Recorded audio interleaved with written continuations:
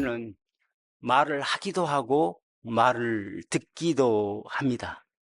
그런데 말을 들을 때 보면 우리 아이는 선입견, 그다음에 성향, 그리고 당시 직면한 어, 어, 어떤 환경 이런 것들 때문에 말이 그대로 전달되는 게 아니고 내 안에서 왜곡되어서 전달되는 경우도 있습니다.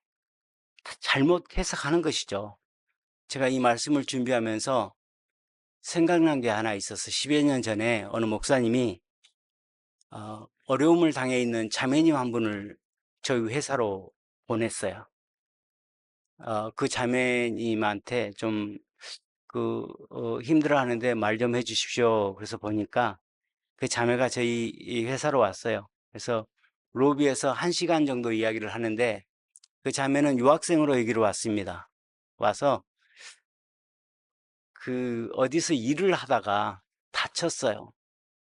다쳤는데 그 상해보험, 월커스 컴펜세이션 그걸 신청을 하는데 굉장히 어려움을 겪고 있다고 그래요. 근데 1시간 동안 이야기하는데 모든 이야기가 그거였습니다. 내가 영어를 못해서, 내가 한국 사람이어서, 내가 에이시안이어서 사람들이 나를 차별한다. 내 보스도 나를 차별해서 이 일을 제대로 처리 안 해주고, 인슈런스 컴퍼니도 차별해서 워커스 커먼을 안 해주고, 나는 지금 당장 일도 못하고 먹을 것이 없는 상황인데 이렇게 한다는 이야기를 1시간을 합디다. 그래서 굉장히 안타까운 마음이 있었어요. 그래서 제가 개런티하기로 호주라는 회사는 이렇게 차별하는 회사가 아니다. Racial discrimination, age discrimination, sexual discrimination, 이거 굉장히 무서운 범죄다. 그래서 호주는 아마 자매님의 처리 사항도 마치 우리 회사에서 그 보험을 처리하더라고요. 처리 사항도 지금 호주는 시스템이 내가 저 일 좋으니까 내가 할게 이렇게 하는 게 아니고 시스템이 알로케이트 해준다. 사람한테 주고 사람이 일을 배당받으면 그 사람은 배당받을 날로부터 프로시저가 있고 그 일이 그 프로시저의 그 시간에 만약 처리가 안 되면 계속 업데이트 해야 될 것이다. 시스템은 왜 이 일이 처리가 안 되고 있는지. 그래서 아마 그런 프로시저 때문에 그렇지 그렇게 않을 것이다. 이렇게 너무 이렇게 조마심 갖게 하지 마라 이런 부탁을 드리고 돌려보냈어요. 근데 틀린 겁니까? 틀린 거 아닙니까? 그분이 지금 상황에 처해 있는 상황, 그 상황이 그분을 그렇게 만든 거예요. 근데 굉장히 안타까움은 있었는데 그때는 그분을 이해를 못했어요. 왜 저렇게 불행하게 살려고 스스로 선택을 했을까 그랬는데 몇 년 후에 학교에서 그분을 만났어요. 우연히 학교에 왔더라고요. 근데 저를 보고 저는 잘 못 알아봤는데 제 얼굴을 알아보더라고요. 그러면서 막 사람들한테 이야기를 해. 내가 돌려보내면서 먹을 것도 없다는데 너무 안타까워서 제가 봉투를 하나 드렸어요. 처음 봤는데 자매님 어떻게 내가 믿는 사람이니까 나는 기도밖에 할 게 없네. 내가 할 수 있는 일 하나도 없는 게 안타깝다 하면서 적은 봉투를 하나 드렸는데 그건 이야기하는 것 같아요. 자기를 도와줬다고 막 하면서 막 여러 사람한테 이야기를 하고 막 사람들 많은데 그 라이브러리에 사람들이 쉬는 시간이니까 막 모이는데 거기서 이야기를 해요. 굉장히 불편함을 느꼈습니다. 그래서 제가 이쪽으로 불러가지고 그 자매한테 왜 자매하고 나하고만 아는 이야기를 그렇게 내 배려를 하지 않고 이야기하느냐 그랬더니 선행하셨잖아요. 자랑하고 싶어서 그랬어요. 그리고 제가 밥이라도 함께 대접하면서 보답하고 싶어요. 이제 잘 풀린 거예요. 인슈런스에서 돈도 나오고 잘 한 거예요. 그래서 그거 나한테 보답하지 말고 살다 보면 그런 사람 불면코 만날 것이다. 그 사람한테 해주면 된다고. 그리고 그 이야기는 다른 사람한테 하는 이야기가 아니고 우리 둘이만 하는 이야기라고. 그렇게 했었으면 좋겠다고. 그렇게 했는데 그때 그분이 왜 그랬는지를 이해를 하게 됐어요. 그분은 그냥 단순한 분이에요. 좋으면 좋은 거고 나쁘면 나쁜 거예요. 이러니까 그렇게 일이 잘 안 풀리니까 그렇게 나쁘게 막 이야기를 한 거예요. 누가 자기를 차별하겠습니까? 우리는 이처럼 어떤 말씀을 받을 때도 그런 상황에 맞춰 가지고 내 상황에 따라서 내가 이미 가지고 있는 지식, 그것이 나를 가로막고 있다는 거예요. 그래서 내 입술에서 계속 부정적인 이야기가 나온다 그랬지, 내가 자꾸 어떤 것을 정상적으로 바라보지 못하면 그때는 여러분들을 마음을 한번 점검해 보십시오. 무엇이 내 마음에 자리 잡고 있어서 내가 이렇게 하게 하는 것일까? 라고 점검해 보면 좋겠다는 것이죠. 오늘 누가복음 8장에 그런 이야기가 나와 있어요. 예수님께서는 이제 본격적으로 사역을 시작하셨어요.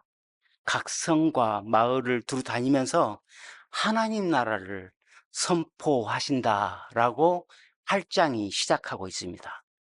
그런데 복음 전파를 예수님께서 하시는데 여러 사람이 예수님과 함께 했다고 해요. 그 중에서도 누가는 여자들이 함께 했다고 여자들 이름을 나열하고 있어요. 제가 누가복음 서론을 말씀하실 때 누가에 대한 특징들을 이야기할 때 누가는 특별히 누가복음에서 예수님께서 가난한 자, 그 다음에 죄인들, 세상이 죄인이라고 말하는 사람들, 쓸모없는 여자들, 이런 사람들한테 관심이 많았다고 말씀드렸어요. 그러다 보니 예수님 주위에는 여자들, 죄인들, 가난한 사람들을 좀 천한 사람들, 이런 사람들이 많이 따라다녔어요. 그리고 예수님께서 그 하나님 나라에 대해서 있어야 될 4가지 밭, 그 비유를 하고 계십니다.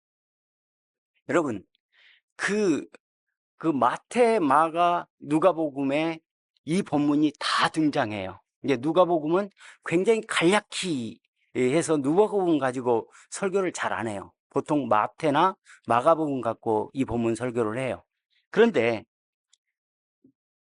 그 누가는 여기에 등장하는 여러 사람, 그중에 여자들을 등장시키고 예수님께서 천국에 있어야 될 4가지 시 비유를 하고 나서 무슨 이야기를 하냐면, 우리가 읽지는 않았지만 예수 어머니하고 동생들이 예수님을 찾아와요. 예수님이 그러고 다니니까 사람들이 뭐라고 하냐면, 저 예수가 지금 정신이 좀 이상한 것 같아, 이렇게 어머니하고 형제들한테 이야기를 해줬어요.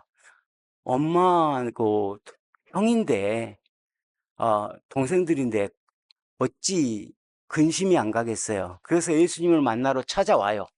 찾아오는데 예수님이 뭐라고 하냐면, 내 형제는 혈육의 문제가 아니고 하나님 말씀을 듣고 지키는 자가 내 형제고 가족이다 라고 말씀을 해요. 근데 사람을 부르서 예수님께서 함께하는 공동체를 만들고 천국에 있어야 될 밭 비유를 이야기를 하고, 어머니가 찾아와서 가족에 대한 정의, 공동체에 대한 정의를 이렇게 패키지로 말해요. 근데 가족이 찾아오는 이야기를 마태나 마가복음에서는 이 말씀 비유 이전에 위치해 놨어요. 근데 누가는 말씀 비유를 하고 마지막 결론적으로 위치해 놨다는 것이죠. 구조가 말씀해주고 있는 게 있어요. 다시 말해서 하나님의 일들은 공동체로 이루어진다는 거예요. 그 이야기를 말하고 싶어 하는 거예요. 누가는 하나님 공동체가 구성되고 하나님 공동체에는 말씀이 뿌려지는 것인데, 그 말씀을 받는 것도 여러 가지 종류가 있다. 근데 마지막 결론은 말씀을 받아서 열매를 맺는 것이 우리 하나님 나라 공동체에 속한 사람들이 할 일인데, 그게 바로 가족이다, 이야기를 결론적으로 맺고 싶어 하는 거예요. 맞죠? 저는 공동체라는 관점에서 이 본문을 해석해 보고 싶습니다. 저는 4년 동안 십자가 신학을 연구를 했는데요. 십자가라는 주제 하나만 가지고 4년 동안을 연구를 했습니다. 그리고 한 300페이지에 대한 논문을 써서 그것으로 학위를 받았습니다. 그런데 많은 사람들이 십자가를 연구하고 했는데 어떤 사람은 십자가는 제사장이다. 어떤 사람은 십자가는 선지적인 것이다. 어떤 사람은 십자가는 왕의 것이다. 이렇게 주장을 했어요. 근데 저는 결론으로 십자가는 공동체다라고 주장을 했어요. 그래서 제가 마지막 챕터를 디아스포라 십자가 신학, 디아스포라 십자가라고 타이틀을 만들었어요. 바로 우리는 천국 백성의 디아스포라로 이 땅에 공동체로 살고 있는 거예요. 개인도 중요하지만 공동체가 함께 가는 것이란 것이죠. 누가는 이 본문을 통해서 하나님 나라 공동체가 함께 이동하는 것을, 함께 말씀을 듣고 함께 변화되고 함께 하나님 나라를 구성해 나가는 그것을 지금 말하고 있는 거예요. 오늘날 우리에게 가장 큰 문제는 나밖에 없어요. 내가 신앙생활 잘하면 되고, 내가 구원받으면 되고, 내가 잘 되면 되고. 그렇지만 하나님이 하나님 나라 공동체에서 기대하고 있는 것은 그게 아니라는 것이죠. 우리가 함께 가는 것입니다. 우리가 함께 성장하는 것입니다. 그래서 저는 이 본문을 통해서 우리 공동체가 어떻게 하나님 나라 공동체를 이끌어가고, 하나님 나라 공동체는 어떤 것인지를 한번 같이 묵상해 보고 싶습니다. 하나님 나라 공동체의 첫 번째, 다양한 사람들이 함께 공동체로 모였다는 것이죠. 이게 1절에서 3절에서 나와 있어요. 하나님 나라는 굉장히 다양한 사람들이 모여 있어요. 오늘 보니까 하나님 나라는 세상에 필요한 사람들을, 세상에서 잘난 사람들을, 세상에 인정받는 사람들, 그런 사람들도 있을 거예요. 그렇지만 세상에서 천시하는 여자들, 특별히 막달라 마리아를 이야기하잖아요. 7 귀신 들린 자가 예수님한테 치료받고 그를 따르게 되었다고 이야기를 하잖아요. 근데 예수님의 제자만 봐도 그게 나타나요. 예수님 제자들이다 이렇게 말했는데, 예수님 제자 중에 굉장히 신실한데 다혈질인 제자가 있었죠. 여러분 알 거예요. 베드로. 그죠? 의심이 굉장히 많았던 제자 있죠. 도마. 그죠? 또 어떤 사람이 야망이 컸던 사람이 있어요. 유다도 되겠죠. 근데 또 누구 있어요? 야망. 예수님이 십자가에 돌아가셔서 그 생애를 마감하고 이 사람들을 구원할 것으로 생각하지 않고 예수님이 영광의 자리에 오를 걸로 생각해가지고, 예수님 만약 영광의 자리에 오르면 나를 오른편에, 내 동생을 왼편에 좀 앉혀주십시오, 이렇게 했던 사람이 있죠. 야고보와 요한. 그뿐입니까? 굉장히 현실적인 사람이 있었어요. 예수님께서 오병이의 기적을 내릴 때 이렇게 많은 사람들이 있는데 먹을 것을 네가 찾아봐. 그러니까 계산 착 해갖고 이 사람들을 먹이려면 200데나리온이어도 부족합니다. 이렇게 했던 사람이 누구죠? 필립도 있었다는 것이죠. 이런 사람들이 다 예수님의 제자들이었어요. 또 인생은 돈 버는 게 최고야, 돈이 최고야 했던 사람이 있어요. 누구였습니까? 마태. 레이였던 마태. 그 사람은 돈 버는 게 목숨을 걸었던 사람이에요. 이런 사람들이 다 하나님 나라에 포함되어 있다는 거예요. 여러분들도 포함되어 있고 저도 포함되어 있다. 이게 하나님 나라라는, 이게 교회 공동체라는 것이에요. 그걸 우리가 알아야 되니까. 이 바로 근데 이 사람들의 공동점이 있어요. 이 예수님이 제자들, 여인들, 그 사람들한테 공통점이 하나 있는데 예수님의 은혜를 입은 사람들이었어요. 다 예수님의, 막달라 마리아도 예수님한테 치유받은 사람, 누구든지 예수님의 은혜를 믿은 사람, 은혜를 입은 사람들이었어요. 뭡니까? 우리 교회 공동체도 마찬가지죠. 예수님의 십자가의 은혜를 입은 사람들이 지금 여기에 다 앉아 있다는 것이죠. 근데 다 달라. 어떤 사람은 야망이 있는 사람, 어떤 사람은 돈이 최고인 사람, 어떤 사람은 의심이 많은 사람, 다 다르다는 것이죠. 이런 사람들이 우리한테 모여 있다는 것이죠. 저는 저와 여러분이 우리 교회에 이런 사람들이 다 모여 있다는 것을 인정하고 서로 세워가는 공동체로 헌신하기를 주님의 이름으로 축원합니다. 두 번째로, 하나님 나라 공동체는 말씀을 듣고 그대로 행하는 사람들의 모임입니다. 오늘 씨 뿌리는 비유를, 여러분들 이 설교 엄청 많이 들어서 제가 그렇게 안 하려고 스트럭처로 이렇게 했습니다. 너무 많아요. 저도 수십 번 들은 것 같아요, 이 설교는.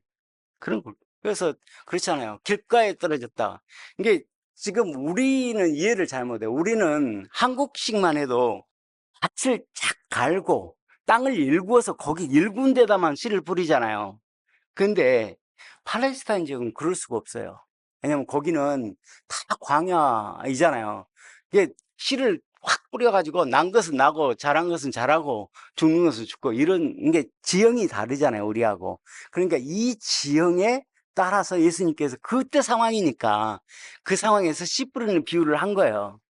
이게 씨를 뿌렸는데, 하나님께서 말씀을 전했는데 씨를 뿌렸는데 길가에 씨가 떨어졌다는 것이죠. 그것은 밟힘을 당하지 않아요. 다시 말해서 길가에 뿌려진 씨는 내 마음이 막혀버린 사람을 이야기해요. 뭔가 모르는데 내 마음이 막혀서 하나님 말씀이 들어오지 않는 거예요. 목사님이 설교하면 인터넷 가지고 저 설교가 맞는지 없는지 그것만 찾고 있으면 은혜는 없어요. 그게 잘 될지 모르지만, 그죠? 그렇습니다. 그 다음에 바위 위에 떨어졌다고 그랬어요. 마태나 마가는 돌밭에 떨어졌다고 했는데 바위 위, 더 실감이 나잖아요. 바위 위는 흙이 있어도 바위가 있으니까 깊이 못 자라잖아요. 그 말씀은 들어요. 할렐루야 찬양도 해요. 아멘도 해요. 근데 교회를 떠나면 말씀 다 교회에다 반납하고 떠나게. 그러다 보니까 말씀이 실천이 안 되는 것이죠. 말씀대로. 그죠? 그런 사람들도 있다는 것이죠. 또 가시던 풀에 부러졌어요. 그 사람은 뭘 이야기합니까? 내가 말씀을 듣는데 오만 그 세상 걱정들이 많아요. 이것도 걱정이, 이거 말씀을 내가 저 목사님이 저렇게 말씀하는데 실천하려고 보니까 내가 이쪽에서 손해를 볼 것 같아. 안 돼, 이건. 그죠? 이런 것들이 많아요. 많다 보니까 말씀을 듣고 은혜는 받는데 실천하기가 힘들어. 왜냐하면 걸리는 게 너무 많아. 내가 포기해야 될 게 많아. 그 말씀을 듣고 실천하려면. 그런 이야기예요. 그러니까 이런 경우가 있다는 것이죠. 근데 좋은 밭에, 밭 가운데 떨어진 씨앗은 어떤다고 그랬습니까? 열매를 맺는다고 그랬어요.